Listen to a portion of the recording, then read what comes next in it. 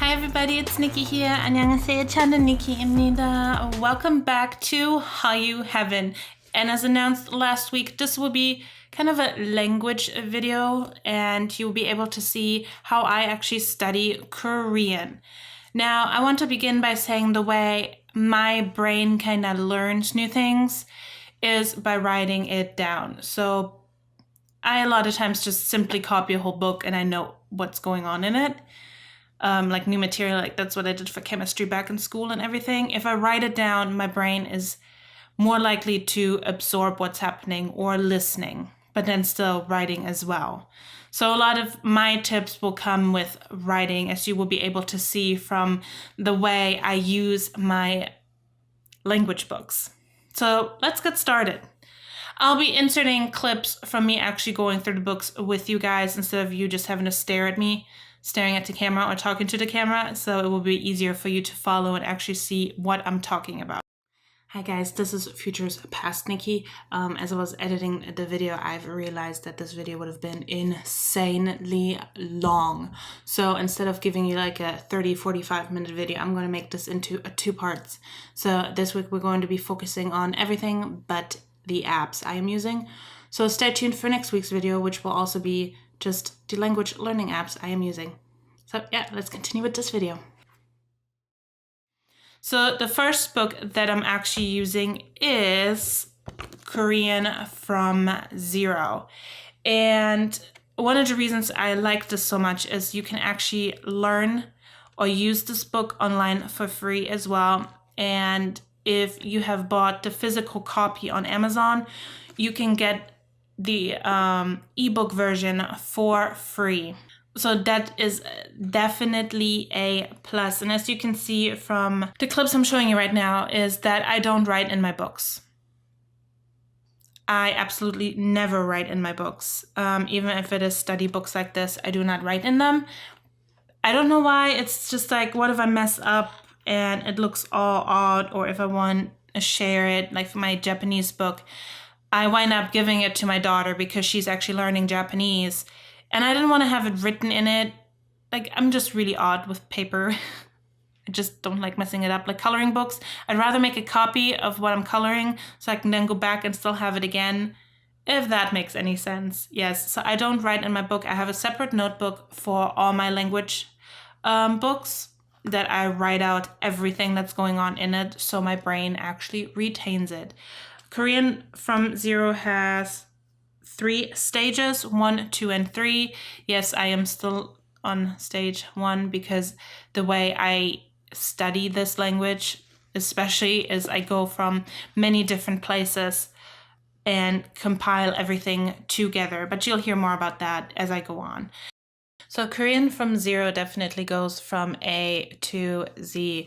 In the beginning, you have your little about the author and everything, and then it goes straight into the characters and what sounds they make. They have a great area where you can write them down and practice writing them. As you can see, I did not write in my book. Like I've mentioned before, I have a separate notebook for all of that. But then it also shows you what words you can already form with only 2 characters. It explains you how you can type Hangul. A lot of practice is in it. One of the good things with this book as well, if you're using it with the website, there are play buttons that you can press where it will then sound out the word for you. So you can also practice your pronunciation with it. Korean from 01 goes all the way to dates, conversations, different verb forms, informal, formal, numbers, how to form numbers, and again, just a ton of practice in there for you. And as we know with Korean, there's a lot of different forms with like informal and formal, and it helps you how to create them and how to change the verb forms and what rules there are, because there are definitely a ton of rules when it comes to the pronunciation of the characters. So I think Korean from Zero is definitely a great beginner's guide to Hangul.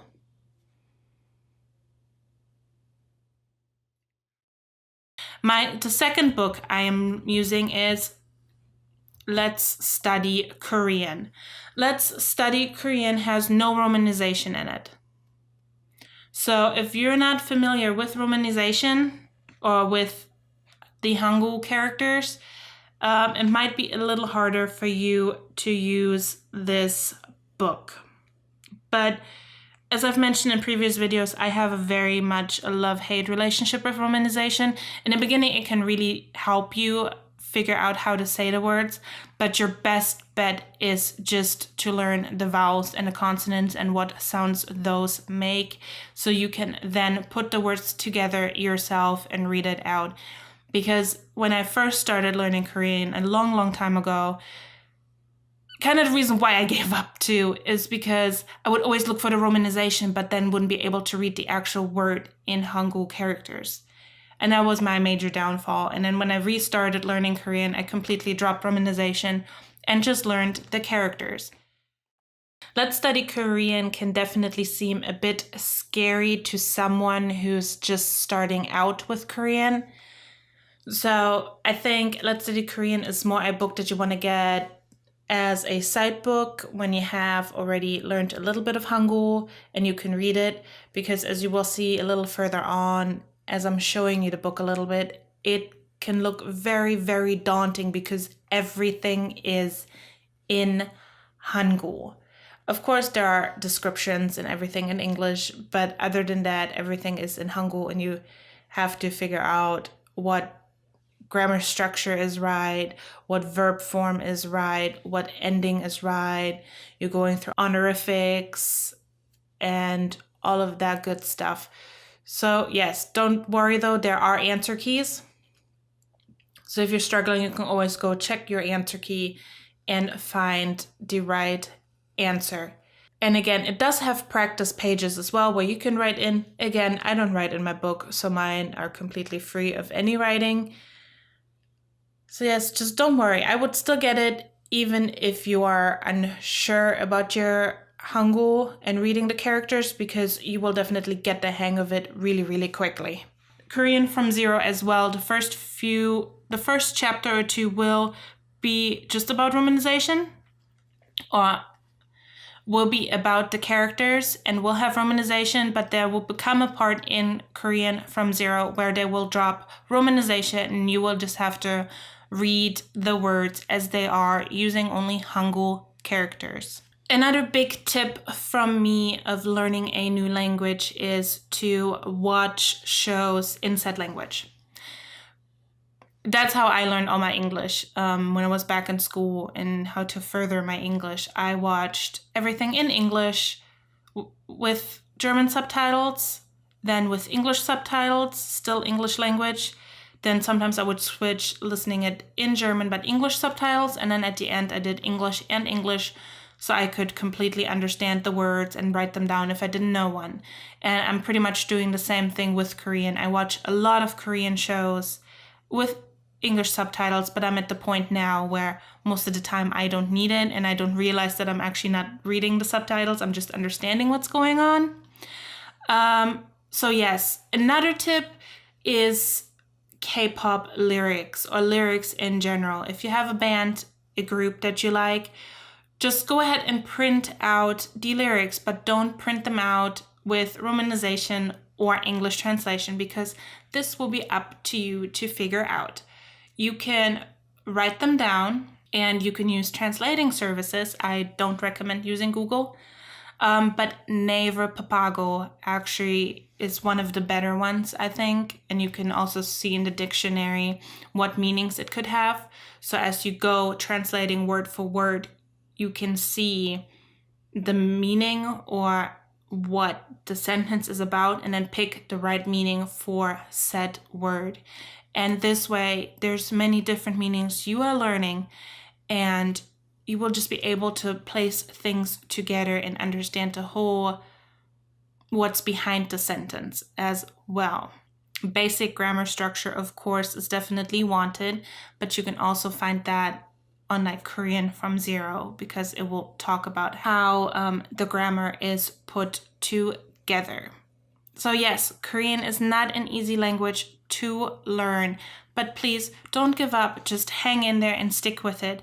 But I would recommend that you use it daily or do something with it daily. Because if you like take a break for a week or two, you can definitely easily forget certain sounds or certain characters and what sounds those make. So definitely just stick with it and hang in there. If you need support, message me. I can help you out. We can help each other out. I can be your support. Even if it's just hang in there. If that's what you need me to say, I will say it for you. Yes, please don't give up. It's a great language to learn, and believe it or not, from someone who's learned French, I actually prefer Korean, and I think Korean sounds more beautiful than French. But maybe it's just my 3 years of taking French in school and then again in college for another 2 years where I'm just like, I'm done with French. Could be that. But just to me personally, I enjoy Korean way more than French. Yes, Korean is my 4th language that I'm learning. So I've had a few languages behind me, so my tips of writing things down definitely work because I've managed it through French and English and now Korean. So yes, just as always, feel free to message me, send me an email, whatever you need, I can help you out. If there's other resources you would want me to find, I can do that, no problem for me at all. Feel free to talk to me down below if you have any suggestions for new language learners. It's always open. Have conversations, help each other out. I would love to see that. As always, don't forget to follow me on all my social media, Instagram, Twitter, and my website, hallyu.com. Don't forget to subscribe to the channel and click the little bell icon so you can get notified when I upload new videos. I love you guys. 사랑해. Bye-bye. 안녕.